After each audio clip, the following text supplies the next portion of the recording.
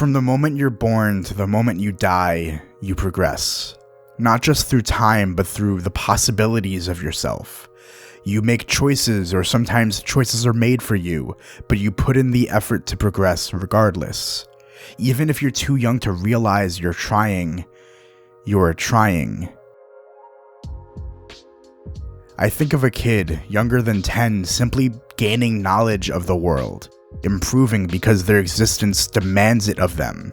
They will improve and learn and become more and more of a person each day through experiences either they're thrust into or ones they stumble across themselves.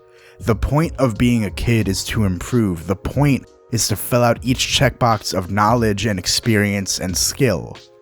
As we get older, it becomes less involuntary. We have more autonomy in where we put our energy. We choose to do well in school or go to college or get a job. We learn skills and dedicate time to things. We imagine ourselves to be devoid of efficiencies. All efforts, whether mental or physical, is assigned to our conscious selves, not split between involuntary faculties and subconsciousness. This, in turn, of course, leads to stress and a possible sense of unpreparedness. It also opens the opportunity to effectively stop improving. The choice becomes yours and not your parents' or life's. You must choose to work on yourself, and you have every opportunity not to.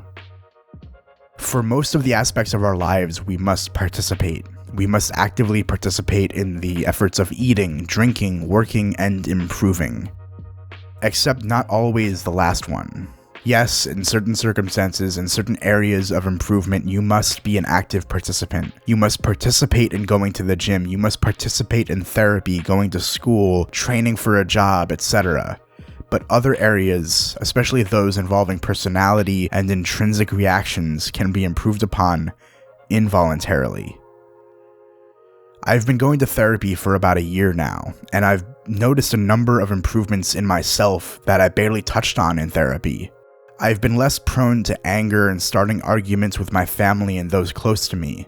It's been a long time since my family has had one of our famous shouting matches. Maybe this comes from mellowing out overall, so you could argue that's not improving, but instead my ambient mood simply changing. But there's something to be said for the way energy simply gets diverted to where it needs to go. It's not always clean and pristine in life, but I, at least, have found that where I need to focus and circumstances align, my energy is assigned correctly and efficiently. I've found that I believe in myself more now than I used to. There have been plenty of bumps in the road in my YouTube journey, and there will continue to be. But I don't feel inclined to self-sabotage or just give up. Last week, I put out a monster of a video. It didn't do well, and that's another conversation in and of itself, but I put an ungodly amount of work into that video. When I first started it, I thought it was going to take weeks to edit. It took 5 days. Not necessarily because it was easier to make than expected, but because I found myself with the energy to go above and beyond what I initially expected from myself. I didn't choose to put that much energy in, it just happened. It wasn't necessarily involuntary, but it was sort of just a flow that I couldn't stop if I tried. My past with depression and my experiences with ADHD likely inform much of what I'm talking about. The average person likely isn't going to feel the same amount of confused pride in finishing a huge project that I do.